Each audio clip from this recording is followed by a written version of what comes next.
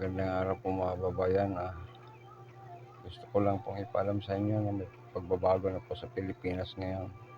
Kasi nga po itong nangyayari sa Pangulong Duterte ay salip na dito siya hulihin, dito siya sampa ng kaso, dito siya litisin.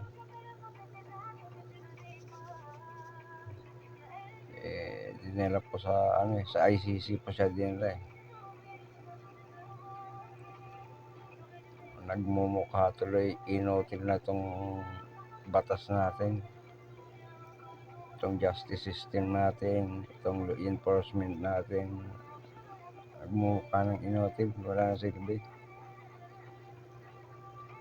So kayo, bawa nagrabyado po kayo, huwag na magreklamo dito. Doon na po kayo sa ICC magsampa ng demanda. Sa probinsya, nanakawan kayo ng manok, ng baboy, ng kalabaw. Huwag po kayo magsumbong sa pulis, huwag po kayo magdemanda. Kontakin nyo po ICC.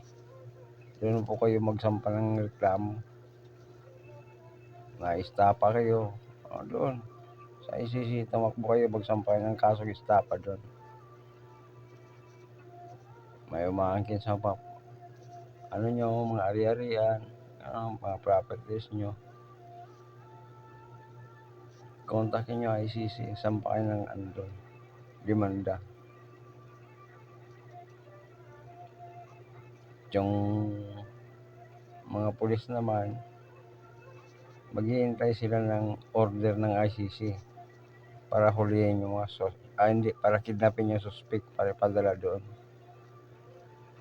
Hindi na ho sila law enforcement, kidnapping force na po sila ngayon.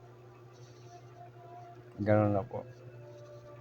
Tandaan nyo po pag gusto nyo magsampa ng kaso, gusto nyo magdemanda, doon po kayo sa ICC.